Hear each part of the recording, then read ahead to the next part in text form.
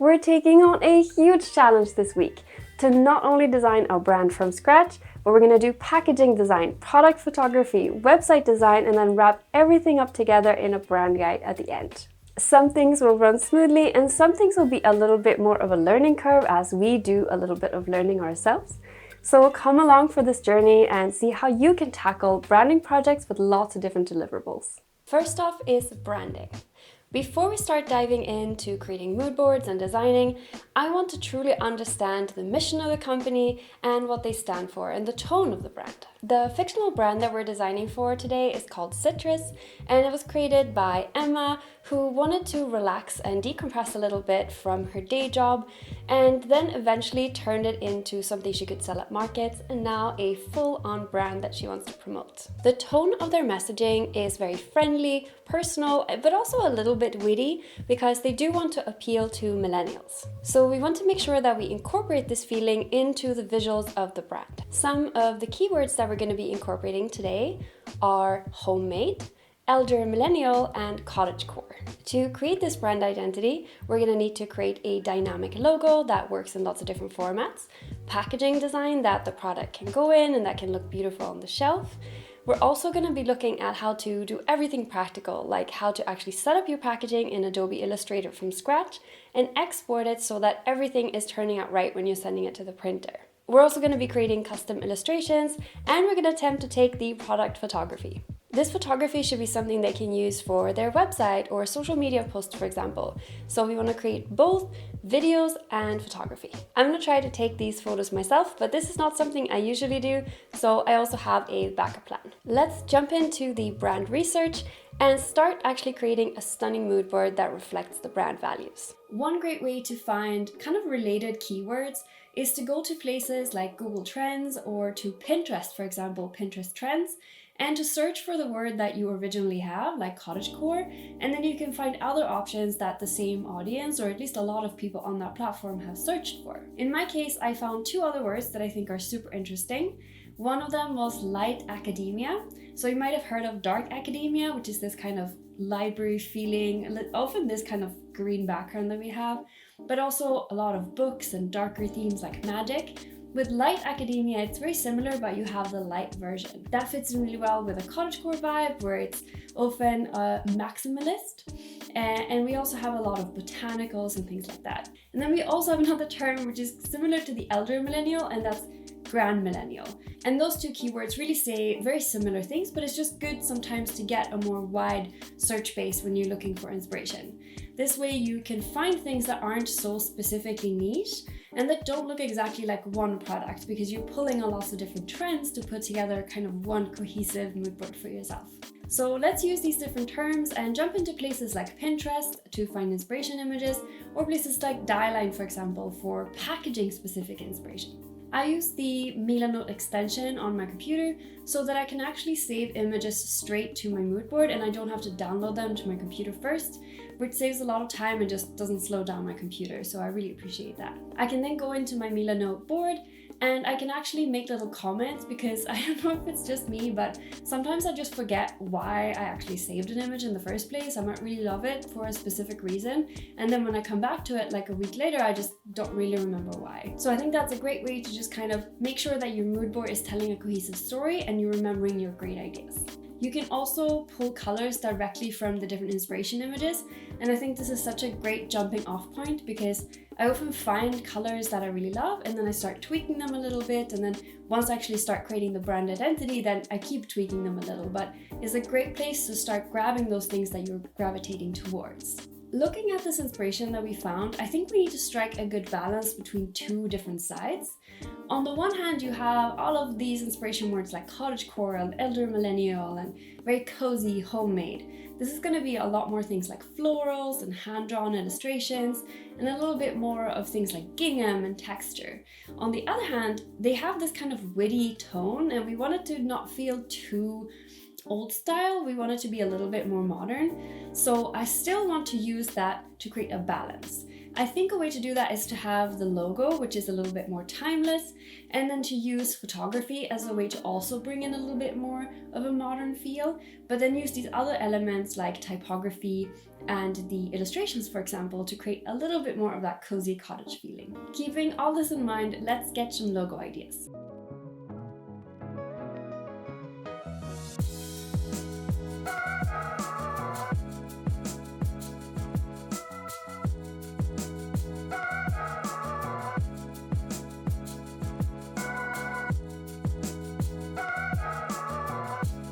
I always like to start by just loosely coming up with as many ideas as I can.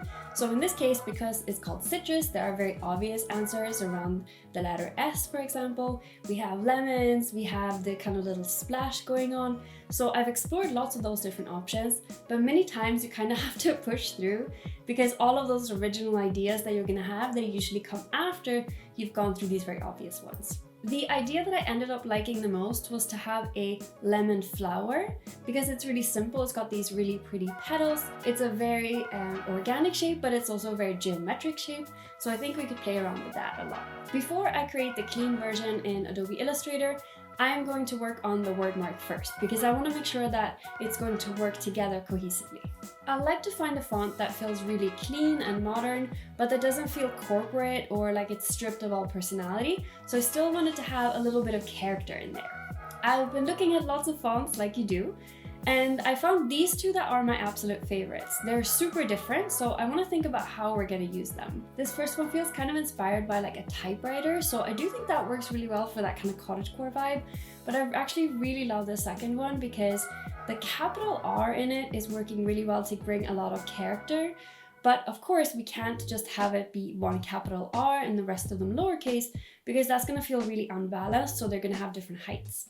Instead of me changing the font size of the capital R, I can actually go in and change the height instead in the characters panel, because if I would just change the font size, the whole letter would become smaller, if that makes sense. So we want to keep the actual width of the different strokes the same as the rest of the small letters, but I want to make sure that I'm just changing the height of it. You could do the same thing for width.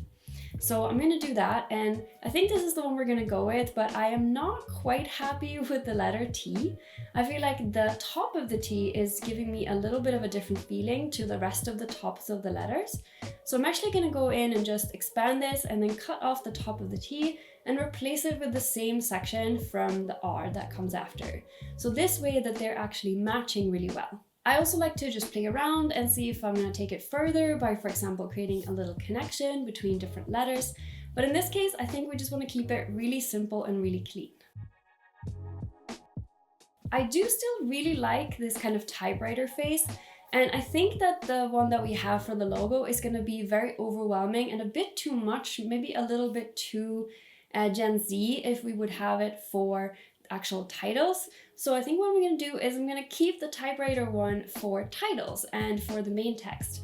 And this way we're kind of incorporating both sides, the modern and the little bit more traditional, in the same design in a way that kind of merges well. Now let's create our lemon flower using just shapes in Adobe Illustrator. So the first thing I'm going to do is I'm going to create just a circle so that we can use that as one of the petals. Then if you click R and hold down Option and click in the center where you want the flower to basically be going from, then you can actually click copy and you'll get all these different petals set at a different angle.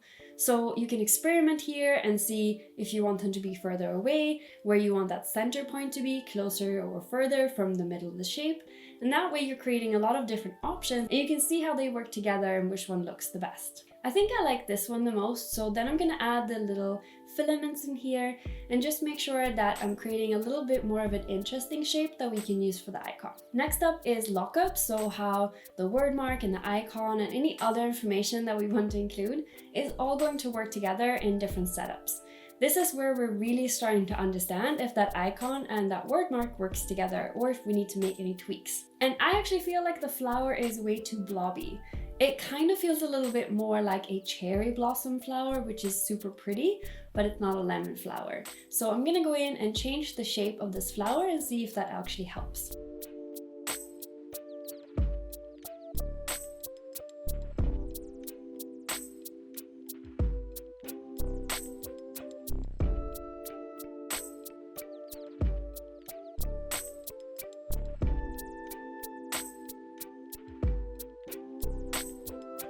Okay, I think that looks way better. So we're gonna keep this one, and that's just the case when you're working with design. Sometimes you have to go back and forth and see how it all works together and tweak your design. So don't be too married to one idea. This is also why I don't really like to create just the logo, but rather do the full brand identity at once, because otherwise you might end up with a logo that you later down the road realize is super difficult to implement with different colors or in different sizes or whatever the implications are for the logo. Now we're going to move on to colors, and I really like the kind of colors that we picked out in the mood board, but I want to tweak them a little bit. Basically, what I want is an off-white that is going to work for backgrounds, because I think a stark white wouldn't really work as well for something like the cottagecore and the elder millennial feeling. So I want to find a nice off-white. I then also want to bring in a pink as a kind of softened color, because we're going to be able to bring that into the flower illustrations. And then to complement that, we're going to need a green. And we also want to make sure that all the colors work together, and so that some of them are a little bit brighter, some of them are a little bit more muted. Otherwise, it can become very competing with each other. And then obviously we're going to want a yellow to work with that lemon flavor and the citrus kind of connotation in the brand. Once I have the colors that I think I'm going to use, I start playing around with the combinations and how it works with the logo itself, because sometimes we have certain combinations that work and certain combinations that we don't like. And that's something we're going to be putting into our brand guide later on to really specify this to the client so that they always know this one's great, this one doesn't work so well. Can use tools that look at visibility and inclusion to make sure that they're going to work and be visible with the contrast ratio. Now that we have our colors and the branding, let's move on to the main event, which is the packaging design. The very first thing we want to do when we design any packaging is to answer two questions. The practical side of what the packaging will actually look like, what the dimensions are, and then the second portion of which information needs to be prioritized. So when we're thinking about packaging and someone picking it up from the shelf, we always want to think about what is most important to this person. Are they going to care most about certifications or the ingredients, the flavors, the brand maybe? So have a think about what the key information is.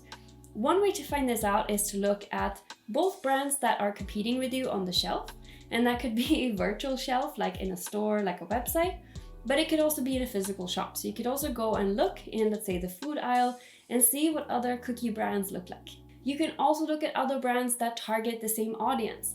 Maybe they have very clear language. Maybe some of them have lots of information. Some of them have barely any information. And this is a great way to see how you can start prioritizing which information to put front and center. In terms of the practical side, meaning the actual dimensions of the packaging, most of the times your client probably has a printer in mind and a specific package in mind.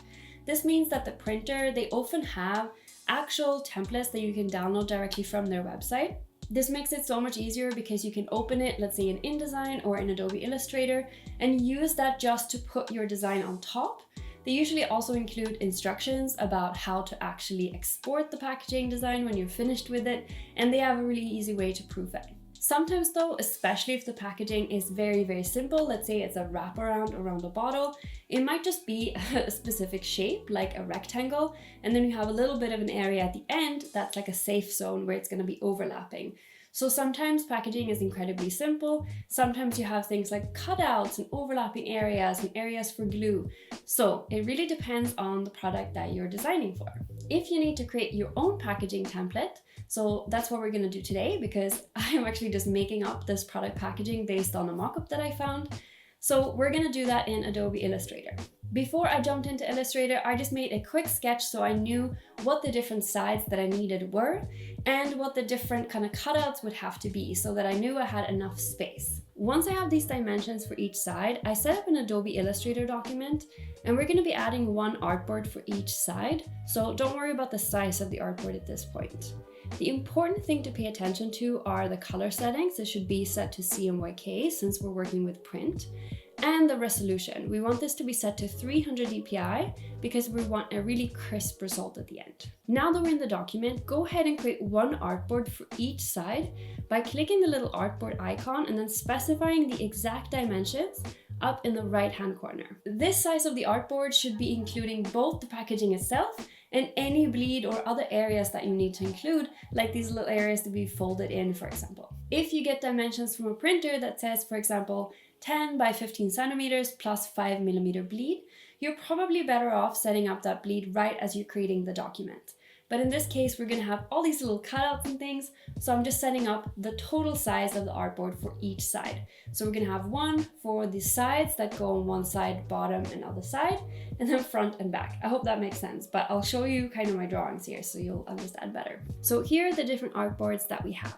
My next step is to always add in the information that I've received from the client, and it usually comes in a text document like this one. And it's rarely any hierarchy in the document, they just put everything that they want included. Our job as designers is now to think about the information that we have and the space that we have and how we can tell a story with things like badges, illustration, layout, fonts, anything that we can do to guide them through looking at the packaging and getting that key information that we want. For some products, you might also have a lot of compulsory information that you have to include. For example, if you're doing things like food products, in most countries you need to have both the ingredient list, where the ingredients are going from the highest amount to the lowest amount, and you also have to have nutritional information where anything that is an allergen is bolded. So these are very country specific, so look into both the country that you're living in and where you're designing, but also if the product is actually going to be sold in other countries, you'll need to look into those rules as well. You can ask your client directly, or you can even just call the municipality where you are and ask them what the rules are. They're usually super helpful. For citrus, we really want to highlight this fun name of a slice of sunshine. We want to have a picture of the product itself so that it's really easy to understand what it is. And we want to incorporate the logo, and we're required to put the weight on the front as well. When it comes to font size, it can also be really good to look into the rules, because in some places you have a minimum specified size. This is usually not a font size, because if you actually compare lots of different fonts that are the same size, they would be super different because each font is designed differently. So it's usually the X height. So if you look at letters like A or O or an X, you will see what that line is, and that's the height that they will minimum specify. But again, look into your country specific rules because they can be really different. I found this really lovely picture of lemon bars with some raspberries and powdered sugar, and they just look super tasty, and I think they fit in really nice with that home-baked feeling, but a little bit elevated still. And this is a great time to start making sure that the colors that you've picked actually make the food look appetizing if you're designing for a food brand or a beauty brand. Even if the colors are beautiful by themselves, if they actually don't make the product look good, we have to change them. So this is a great place to try that out, but I think they work really nicely. My next step to actually start creating the illustrations or patterns and things like that is to take this general skeleton that I've created here in Adobe Illustrator, just export it as an image, and then I put that into Procreate where I like to sketch, but you could print it out as well. And then I just like to draw on top of it, because that way I know exactly what I have to work with and which space I need to make sure that I leave for the different text and information. Since we want this cottagecore feeling and we saw a lot of flowers in the mood board, I want to create a design that feels like an English breakfast scene, but a little bit more magical with lots of flowers. I am super used to illustrating in Procreate, but for this final artwork that I'm going to be actually exporting for print, I want to be creating that in Adobe Illustrator because that creates a vector. So in Procreate, it's like Photoshop, it's rasterized. So basically we don't want it to be pixelated when it scales or when we incorporate these illustrations into their website or social media posts. So I just created the actual illustration in Procreate the way I wanted it to look, and then I went into Illustrator and just used it as a reference and then created it from scratch using the pen tool. Your workflow is super personal, so create in a way that feels most comfortable to you. I don't really think there's a right or a wrong way, and you could use Procreate to create your illustrations from scratch. You don't have to use Illustrator. There's also Adobe Fresco, which works really similarly to Procreate, but it does create vectors if you set it up that way. So find a workflow that feels right to you, because creating should be a process that just feels comfortable and creative, and the tools should be helping you, not getting in the way of your creative process. I think it turned out super cute. I'm gonna actually borrow some of the different elements and repeat them on the other sides of the packaging so that we're getting kind of a cohesive feel. I'm also going to incorporate a little bit of like a ripped paper effect with gingham so that we're tying in that cottagecore a little bit more. One thing that you might not have thought so much about is barcodes. Barcodes are usually kind of a necessary evil. They're a little bit of an eyesore, but most places actually allow you to customize the look of the barcode. The things that you want to keep in mind is we don't want to mess with the space between the different bars, because that's basically what it's reading. It's reading the space between the bars, but it's not really reading the height of the bars. So you might have seen packaging where it looks like grass, for example, and there's like a cow grazing, or other things where you can create a little bit more of a playful design with the barcode. We can also change the color as long as we're making sure that that contrast is still really high. So make sure that you're doing maybe some tests or checking with your client if it's okay that you're altering it the way that you are. With all the different sides designed, I'm going to try to print this on our normal printer in our studio because we're doing everything DIY today. When you export artwork for printing, you want to make sure that all of the text is expanded so that you don't have typefaces that actually disappear or appear differently on a printer's computer. And you also want to make sure that if you included images like I did today, you have embedded those images so that nothing is missing when you actually get to the printing process. When you're saving something for print, you want to make sure you save it as a PDF, because this means that the printer can go in and make edits as long as you keep the Adobe Illustrator capabilities set. What you want to do is create it as a high quality print. You then want to go in and make sure that there's no compression where you're getting a really low DPI for any images. If you have bleed settings, you can tick those. And in advanced, you can actually change this from 100% to 0%. And this means that any fonts that you maybe have forgotten to embed, for example, if there's anything left, can still be edited. It's always a really good idea to have a direct contact at the printing company. Don't have your client be the middleman, because they usually don't know the different language of printing or design, and it could be really difficult to kind of have that conversation through someone. So I suggest having a contact person at the printer and always ask them to proof the artwork, to do a test print if that's something your client is open to, and have that open conversation to make sure, is this the right format? This is how I set it up. Do you need a change to anything? Do you want the original work file, for example? So have a conversation there, because that's the best way to make sure that the print comes out exactly the way you want it. For this home print setup, I just used a thicker craft paper in our normal printer, and I actually think it turned out really good.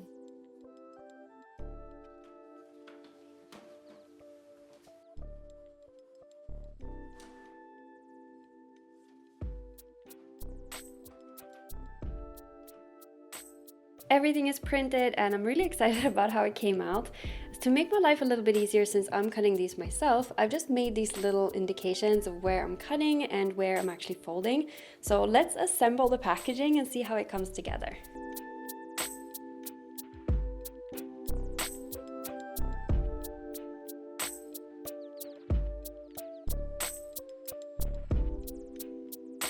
I'm so excited about how the packaging came out. So now we're gonna move on to attempting to take some really nice product shots and shots that we can hand over to our client for social media content. So to do that, we need to actually have some cookies, some lemon bars. So I'm gonna go here and I'm going to bake some.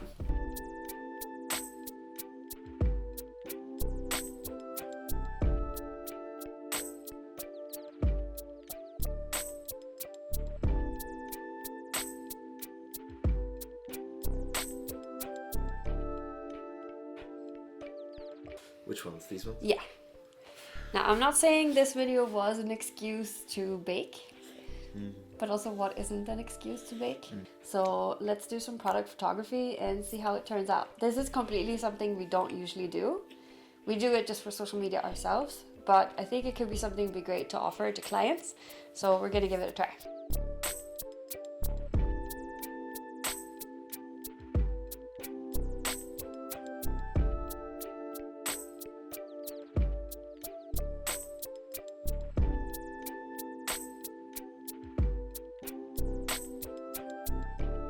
When you're taking photos in general, it's always a good idea to go a little bit on the underexposed side rather than the overexposed side.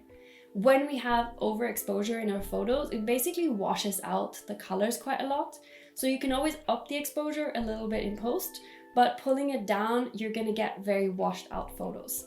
So that's what I like to do. I like to keep it a little bit darker when I'm shooting. I also suggest working as much as you can with natural light. We are right now based in Sweden. It's winter. We basically have no sunlight. So I made sure to shoot right by a window in the middle of the day, but we still had to use a softbox for this. To make sure I'm not getting a lot of harsh shadows, I'm going to put this softbox angled up, so that way we're not getting that light straight onto the product, but we're getting the light diffused a little bit more into the room, which is exactly what you want. This is also why it's better to have natural lighting rather than artificial lighting, because it's going to feel a little bit more natural. It's going to not make such harsh shadows, unless that's an aesthetic that you're going for. Once the images are ready, I like to edit them in Lightroom rather than in Photoshop. This is probably just a preference thing, but I feel like I have more control, and I really like the idea that I can create presets that I then can use for all the different photos that I took on the same day, or even for a brand to create presets that feel like their brand, that aesthetic that we're after. It is all done. Before I show you the final results and all the videos we took and everything, I just wanted to let you know that we're actually making this a 3-part series. Next up, we're going to be looking at creating a website for Citrus, and after that, we're going to be creating a really stunning brand guide that's going to be super informative for your clients, and you can take away all those tips to make sure that brand implementation is going to be really smooth with your own projects. Let's have a look at Citrus. Now that we created the brand and the packaging, we're going to move on to the website design. The first step to creating an effective website is to start with the user journey. Regardless of how revolutionary your web design will be, we all have a shared language for web design. When I visited Korea a few years back, I was actually able to order from one of the machines there, even though I didn't speak any Korean, because the language of where the next button and the accept and pay button were was so universal that it was just easy for me to understand where everything was. When we try to reinvent things like where the burger menu should go or where the next button should be, it just becomes a lot harder to use the website. So what we want to do as web designers is think of how we can innovate and make our website engaging, but at the same time stick to the principles that makes it easy to use. Therefore, our website design needs to consider both the goal of the website and how tech savvy someone is, because that might dictate how innovative you can actually be with your design choices. For Citrus, our goal is for someone to either place an order if they're kind of a warm lead, or maybe to sign up for a newsletter if it's someone that has just discovered the brand but might not be quite ready to actually buy a product yet. Having multiple goals like this is quite common for brands, and it's something that means that we can catch people at different points of their journey and make a sale more likely in the long run. For Citrus, the audience is millennials who are working a lot and trying to slow down and have a little bit more calm in their life. I expect them to be quite tech savvy, both because they're millennials, but also because they have busy jobs where they're likely working at a laptop a lot of the day. Now that we have our two different goals, meaning buying and signing up for a newsletter, let's map out those two different journeys. First, how do they actually find the website and which page are they landing on? Let's start with the people who come from Instagram and go to the homepage. Because they come from Instagram, they probably are quite familiar with the brand as a whole. They might have seen reels or posts about the product, and they're quite ready to buy.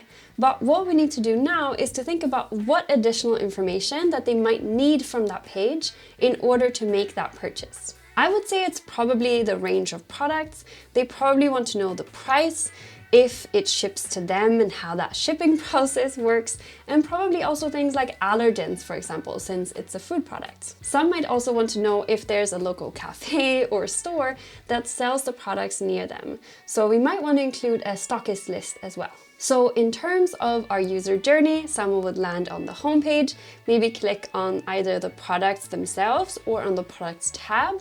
And then from there, we can browse the different products and then we can click on the one that we want to buy. Here we can provide a lot more information, like those things that we talked about, like price, allergens, shipping, anything else, like let's say the ethos of the brand that we think could be helpful for someone to be convinced to buy. For the newsletter goal, I'm thinking that they probably Googled a recipe or maybe even seen a recipe on Instagram and then clicked to actually read that recipe. From there, we can have different strategies to encourage them to sign up for a newsletter. We could either have, let's say, a panel on the side where there would always be a prompt about the newsletter, Or you could do a pop-up, for example. This way we can offer like a 10% off your first order or recipes in your inbox every month.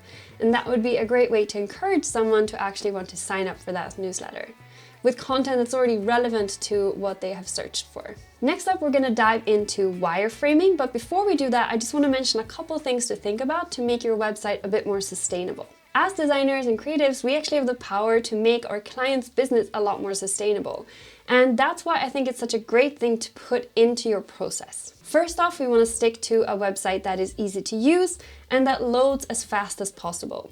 The more complex animations or different pages you have to visit, the higher file sizes you have, the longer that page is going to take to load and the more energy it's going to take to run that website. Having a website that's fast loading is also going to help your client rank higher on Google, because Google really likes websites that are loading super fast. You can still build super beautiful, exciting, and innovative websites.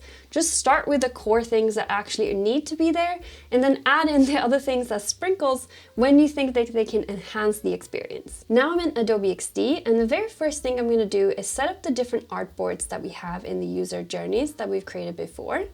I can then add in blocks for images and text I think will help guide the visitors to take those different goal actions. At this stage, we're just thinking about the logic, not the design of the pages. And since we want to build brand loyalty and help make the purchase as smooth as possible, I will also add a homepage, an about page, a blog, and an FAQ page, because I think those will really contribute to the website both for search, but also for that brand building aspect. I do the same thing here where I just block out the type of content that we need.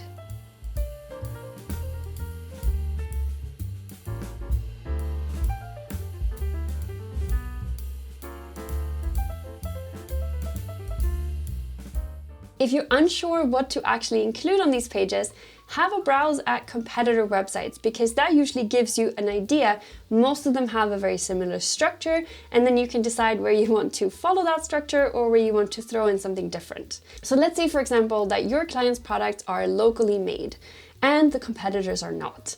Then you can use the structure itself, but you can make sure that you tailor the messaging, like the language you use, and the images you use, and maybe even just adding a section about it being a locally made product. When someone buys from a website, they usually want to understand the what, the why, and the how. The what is just a description of the product, all those practical things like you need, like the allergens and how much is in a package, for example.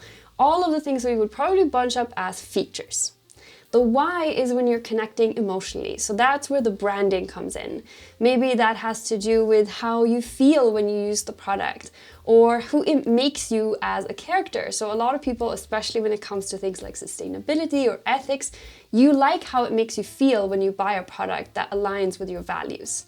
So that's for the why part. And here, things like testimonials can be super helpful. And then the how part is, how does it get shipped to you? How does it get packaged? How long does it take? All of the different practical details. So try to keep these three things in mind: the what, the why, and the how. At this stage, when we have the wireframes, I want to check in with my client and make sure that we have understood the structure correctly. At this stage, I usually have a call and we look at each of the pages one by one, unless it's a massive website.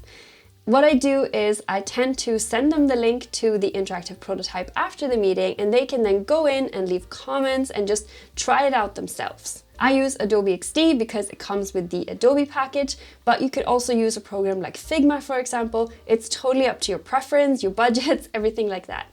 I feel like the tools should be what you're most comfortable with and what does a good job for you. The tools shouldn't come in the way of your process. Once we have the approved wireframes, now I start putting in the actual content. I usually start with the copy and just any photos that we know we're going to need to be putting. So very functional images like product shots or photos of people on the about page. This is to get the skeleton first, and then we can go in and tinker and add designs later. There are definitely pros and cons to getting the website copy before you do the design. If your client is writing the copy and they're finding it kind of difficult to know how much to write or what to write, having your design guide them and you putting out, lorem, for example, that shows how much text they need for each section, that can be super helpful for clients. However, if you are working with a copywriter who is also really strategic, maybe even does keyword research, In that case, it could be really good to have the copy beforehand, because in that case, you're able to tailor the design to fit with the messaging. Now let's start applying all of the different brand assets to the Citrus website. A great tip that most programs let you do is set up styles and components. This means that instead of you having to remember what the font size for H1 headings are, you actually just set it up as a rule, and then you just have to click that when you want to apply that style. There's also a second benefit to this, which means that if, let's say, your client has feedback saying, oh, I want all the buttons to change color from the green to the yellow, for example. In that case, you don't actually have to go in and change all those instances. You actually only have to go and change the component or the master. If you're curious about Adobe XD in general, I actually have a Skillshare course all about it, so I'll put it down in the description. You can go check it out if you want to. To keep your website as accessible and inclusive as possible, make sure that you check your color and font contrast with a tool like a WebAIM, for example. I'll link that down below as well. But how do you actually translate the essence of the visuals of a brand into a website beyond the colors and the fonts, for example? My approach is always to start with less and then sprinkle in patterns, illustrations, photography, and graphics where the design either feels empty or you need another way to guide someone to scroll or take an action. For example, you can add a photo or an illustration that is only partially visible above the fold so that you're encouraging someone to scroll. Keep adding things and evaluate if it's getting distracting or if it's helping make a message more clear. Also, don't forget to preview your design in the size that viewers will actually see it. I tend to make font sizes a little bit too big because I don't want it to be inaccessible, but I'm often zoomed out to see multiple artboards or at least part of different artboards at the same time. So for me, it's always really important to make sure I go into the preview mode to check what my design will look like as it's experienced. Now that the design is in place, it's time to link up the buttons and navigation so our client can get a real idea of how the site will actually function. This is also a great step to make sure you're a developer, or if you're both design and developer, avoiding any confusion during the actual build. You can also add direct links to buttons that go to external places. So let's say your client wants to link to their Instagram account, you can also do that as well directly in the prototype. Finally, you might actually want to test the website. And I'm not talking about the functionality of the buttons going to the right place, which yes, test that too. But I'm thinking about you and your client. You've been working on this project for a long time.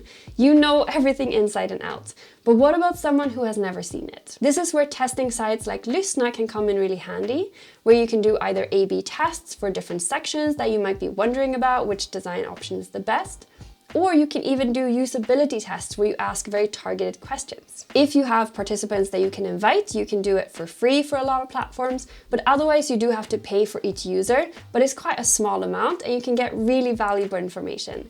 So this is something that could even be good to ask at the proposal stage if your client has a budget for user testing. So here is our final design for the Citrus website.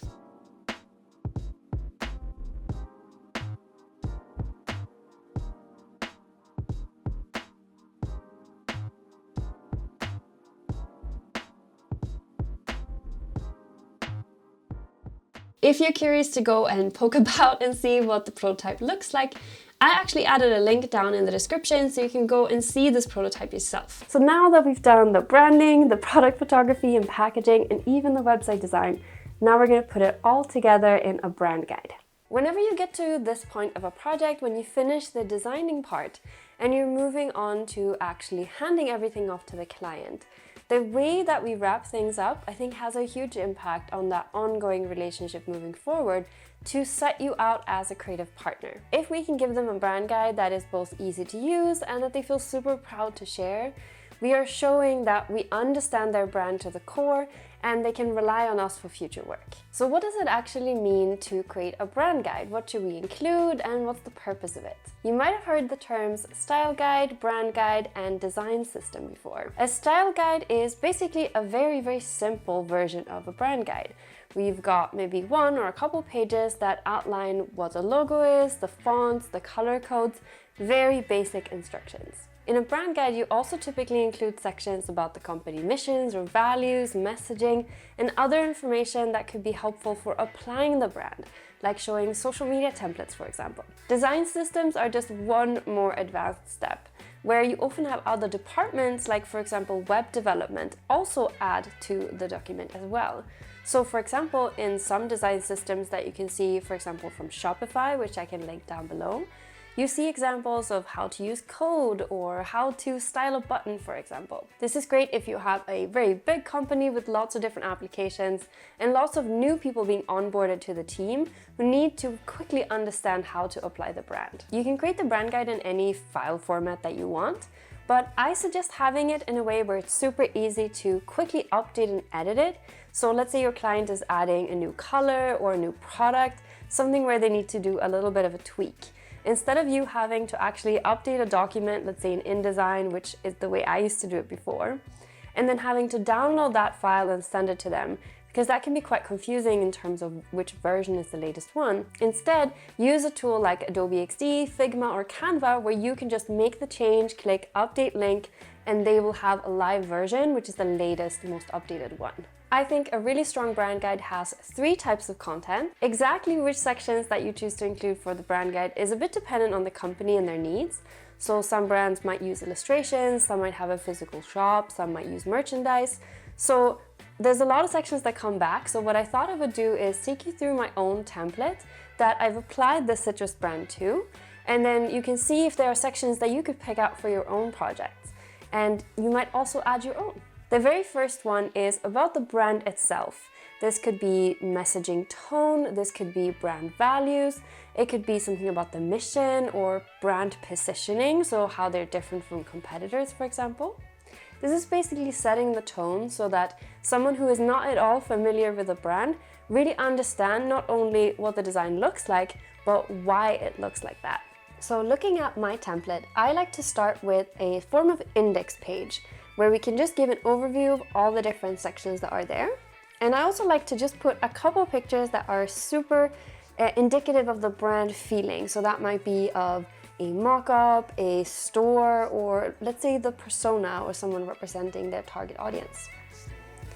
Next, I like to move on to brand values and mission, and I don't want to go super into depth here because we're just trying to give someone a core impression.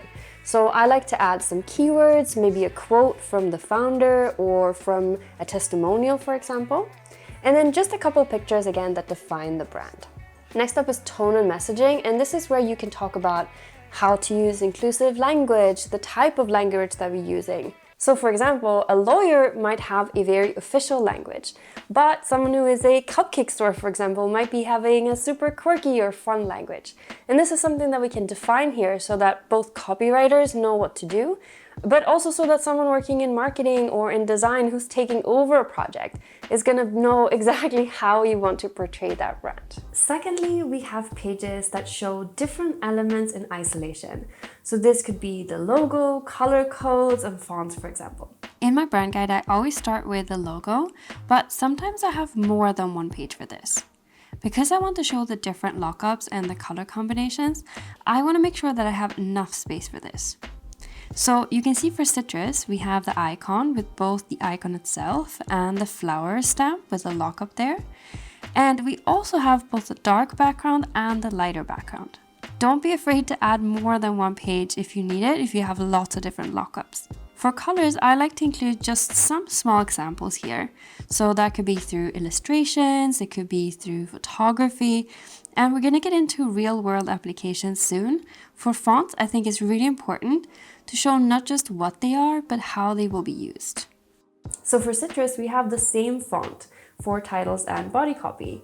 But in this case, we can still showcase how we want the contrast between, let's say, an H1, H2, and H3 title to be compared to the body copy. And so anything that is helpful for actually applying the brand in the correct way is what we want to include here. I also like to include sections on what the photography style is, and I like to think about both people and product photography. And then I also include sections on illustration because that's something that I include in almost all of my projects. And finally, we have real-world application. Exactly which pages you choose to include is really up to the brand and the type of applications that they have. So do they have a physical shop? Do they maybe have merchandise? But I always like to include pages like website and social media because there's something that appears for basically any brand nowadays. I think it's a really important thing here to try to find mock-ups that are really tailored to the client, because that is really going to make this real-world application feel a lot more real. Before we wrap up today, I want to share 2 different tips that I think you can implement to make your brand guides not just easier to use, but also look a lot more professional.